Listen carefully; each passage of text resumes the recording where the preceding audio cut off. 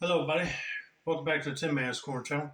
I'm your host, Jeffrey Tin Man Taylor, and today I'm reacting to my third and final Mr. Nightmare video for you guys today. And this one is 3 Chilling True Blizzard horror stories. So, without further ado, I'm going to turn the lights off, move the camera up here for you guys, and let's get this reaction on the road in the bag. Okie dokie, here we go.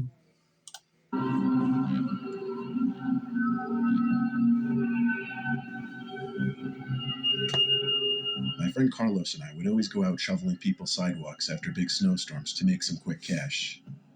In like 2013 or 2014, our town was in the midst of a blizzard. It was dark, windy, and snow was building up fast. Our school already announced it would be closed due to snow the next day. So with nothing to do that night, and it being only like 8 p.m., we went out with our shovels and started ringing doorbells, offering to shovel sidewalks for cash. We got a lot of no's before we got our first yes. We made around $15 each on our first house. That ain't bad.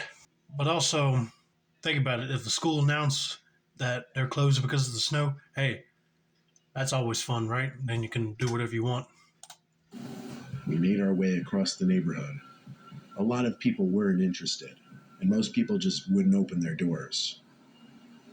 We got a second house eventually, and made a little more money on that one. Then I remember a long gap between that house and the next house that would say yes. It was a small corner house, but usually corner houses would pay more. We rang the bell, and the door cracked open, but whoever was on the other side didn't show their face. They did, however, speak from the other side. A deep man's voice said, "Who's there?" I pitched our snow shoveling service to the man on the other side, requesting $40 in return since it was a corner house. There was a short silence. Then the voice on the other side said, "Oh yes, please, $40 is fine." There was a hint of nervousness in the voice. I said all right, and then the door shut. I didn't see the man's face at all. I turned to Carlos and said that was weird, but we started the shoveling. I started from the front porch down the walkway to the driveway. Carlos worked on the sidewalks. I couldn't help but stare at the house every once in a while, and at one point, when I turned to a window as I was throwing the snow from my shovel onto the ground, I saw who I assumed to be the homeowner. He was standing at one of the windows, watching me. Could I see anything of his face? Not really. He was standing in a dark room. A little uncomfortable it made me, but I tried my best to ignore it and continue shoveling. Of course, I'd occasionally glance back, and he would still be there. Eventually, I finished the driveway. Just around the same time Carlos finished the sidewalks. So we started our way back up the walkway to the front stoop. But before getting to the stoop, the door opened, and the man inside shouted, "Go around back." Carlos and I froze, looked at each other, then obeyed his command. We stepped through the snow-covered grass to the backyard gate. I opened it and pushed it through the rising snow, which was slightly difficult. Then, there we were, in the man's backyard, which had a small awning that we stayed under to get out from the falling snow. We waited by the back door, expecting him to come outside eventually with our money. We waited for over a minute and started getting antsy. I started pounding on the back door since there didn't seem to be a doorbell. Then there was the sound of a window being rotated open, followed by the man's voice again, saying, "Come inside." Carlos and I looked at each other again, and then I led the way in through the back door. All the lights in this house were turned off. It was actually so hard to see anything, really. "Hello?" I said. I heard a man's voice from another room call, "I'm counting your money on the table." It seemed he was inside the kitchen, which was connected by a small door through the room we entered from. We walked closer to the kitchen, which appeared to be lit up through the window only by the streetlights standing on the side of the house. I stood at the doorway, intending on looking through the crack of the door to see where the guy was standing in the kitchen. No, he's probably not going to give you no money. He's probably just going to take advantage of you and maybe rob you or kidnap you or something. I don't know.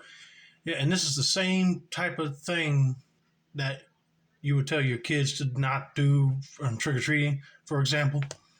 Be like, if they ask you to come in there for candy, don't go in the house. You never know what they're planning on doing. Especially in this scenario, I would be having my money in hand right there at the door and leave, not going in somebody's house that's all pitch black and you don't know what that person's doing. But I couldn't see through the crack because it was blocked by him. Oh, heck no. The man was standing on the other side of the door, looking through the crack. I turned and pretended I didn't see him. I made up some bull, like telling Carlos we forgot something outside. We left the house, and the man didn't say a word. As soon as we got outside, we grabbed our shovels and sprinted away from there. All of our hard work shoveling that house was for nothing. We got back to my backyard, put the shovels away, and went inside to warm up and rest for a little bit. Carlos and I chilled for a little bit, then it was time for him to go. He went out the back to get his shovel, but he came back inside, concerned, telling me to come take a look at something. There was an extra, fresh set of boot marks in the snow. You may ask how we knew. That's because one set trailed from the gate to the back door to the shed in the corner of our backyard. Carlos hurried back inside, and we told my mom. We live in a very poor, relatively unsafe neighborhood, so my mom was quick to believe us and get 911 on the phone. Police showed up relatively quickly considering the horrible driving conditions, and they went to investigate the shed. Carlos, my mom, and I watched through the back window as the police pulled out a man from the shed. He had a matching shirt from what I could see through the window back when we were shoveling that property. It was undoubtedly the house owner. He later admitted to police that he was going to attempt to break into the house when we all went to sleep. Why, however, he never answered. Police also said he was very intoxicated when he admitted this, which made me think, what on earth was he going to do to us in that kitchen if we didn't leave his house? Yeah, exactly. I'm glad you guys did the right thing and just forget about the money and get out of there because he was acting all strange to begin with.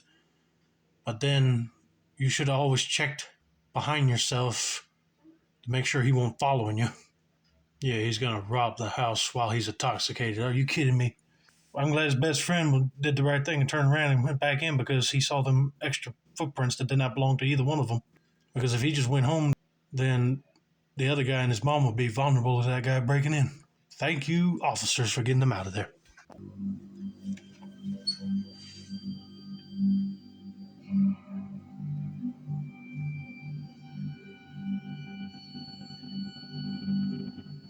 It was an early December night, and we were having our first snowstorm of the year. I was in my bed watching some low-budget Christmas film while texting various friends. You know, that was one thing I hated about 2024. We did not get no snow at Christmas. But I hope we do get a white Christmas again. But anyway, let's continue. I'm getting off sidetrack. Mostly my friends George and Pat. We used to text in a 3-person group chat. Everything was as it should be when I felt my heart drop to my stomach as a bang came from the window right next to my bed. I opened the curtain, but there was no one standing out there. Then, pow, there was another, as I was still looking out the window. It was a snowball. Someone was throwing snowballs at my window. I stood on my bed to get the best possible view out the window, but I didn't see anyone standing out there in the snow. So I actually lifted open my window to call out. It was almost immediately after I shouted out the window that I heard someone's laughter. Not a child's laughter like I was expecting it to be. It was a deeper voice, could belong to anyone from the age of 17 to 40 for all I knew. I shut the window and started texting in our little group chat saying I knew it was one of them messing with me. The fact that they now weren't responding made me even more confident. I didn't close the curtain as I knew whichever one of them it was, they weren't done messing with me. And just like that, another snowball hit my window. I lifted the window up quickly to try and catch them, and there he was standing in the snow, waving to me. But it wasn't either of my friends. It was some guy in a black beanie and black coat with gloves on, laughing.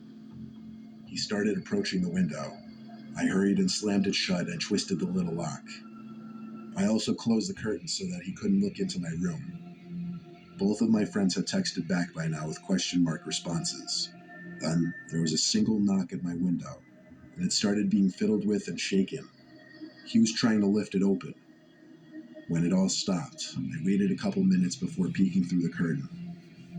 It seemed the coast was clear, so I finally went to go tell my mom and dad about the whole thing, who came to have a look out my window. Sure, my dad believed me. He literally saw the footprints in the snow, but he just didn't see it necessary to call the police, figuring whoever was out there gave up. My dad turned on all the outside lights just as a deterrent, and then they went to sleep. I stayed up in my room with the lights off, continuing to watch movies. My door clicked open. I said get out, assuming it was my little brother. The door shut, so it seemed he listened to me.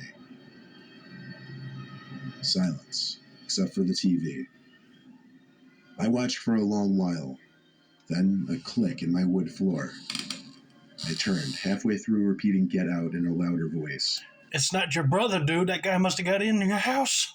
when realizing it was not my short little brother.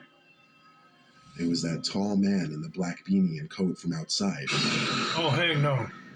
He started waving to me again at the doorway, then put his pointer finger up to his lips. He started walking over to my bed, and that's when I got up, ready to defend myself. He approached faster now, easily grabbed me, and covered my mouth with his leather gloves. There was a wet white towel in his glove that he was pressing to my face for a long time. I tried to break free and scream, but I couldn't, and that was the last thing I remember before everything went black. I woke up in my living room with my parents and police hovering over me. An ambulance arrived shortly. My dad heard the commotion going on in my room and came to find the man over me. My dad, much larger than that man, managed to overpower him, but not long enough before the police could arrive. He ran out the front door and disappeared. I was quickly brought to the hospital. Thankfully, I was all right. If you're wondering, the man climbed in through our downstairs window. This is why you need to make sure that everything is locked so he wouldn't find a way to get in. But I don't know what his deal was. He's trying to terrify a kid by throwing snowballs at his window, but then he just finds his way inside the house, act like he disappeared, and then he just walk right in the room to try to knock him out, unconscious, basically. No, that guy was probably planning on robbing the house, but since the dad heard the commotion, he stopped what he was doing and overpowered the dad and got out. Oh man, no, I'll be bringing something like a baseball bat or some other type of weapon like a taser and just get that guy off him, that boy. Then I can hold him down for the cops. But I'm just glad that he did not get hurt. That's the good thing.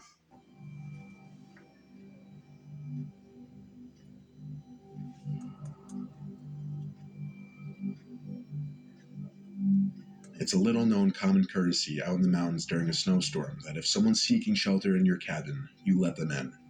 No, I wasn't the one offering that courtesy to someone else in the story. I was the one seeking refuge.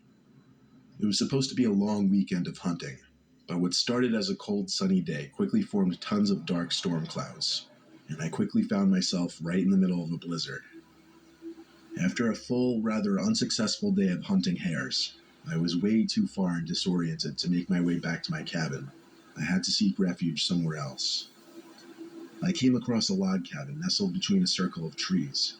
No lights on, but I still had to try the door. I hit the door with my fist a few times. No answer, but I could hear footsteps on the other side, approaching the door.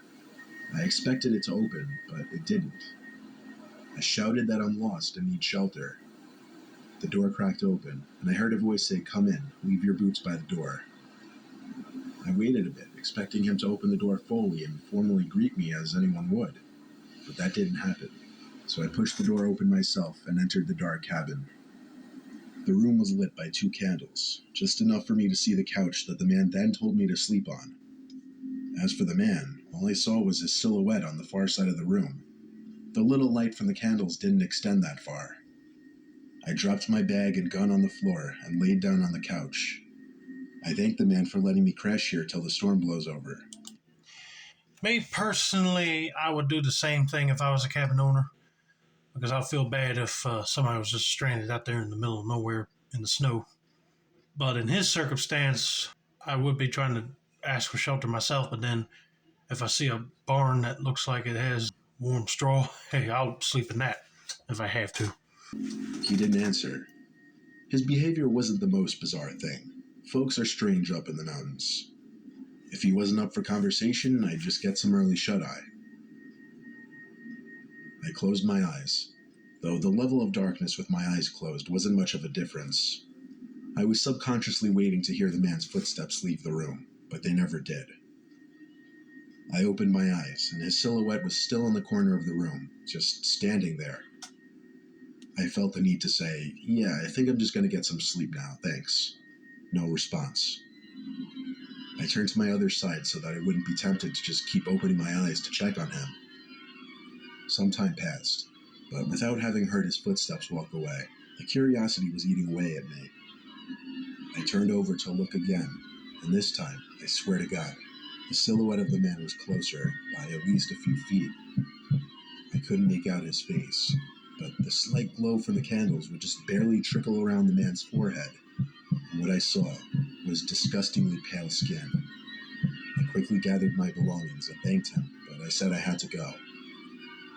I didn't look at him anymore, because I don't think I wanted to know what he looked like. I put my boots on outside and hurried back into the blizzard. I came across another cabin down the hill, this one with the lights on. I knocked on the door, and some old man and his wife answered the door. They welcomed me in immediately and were very inviting. They gave me some hot tea and offered me a spot on the couch.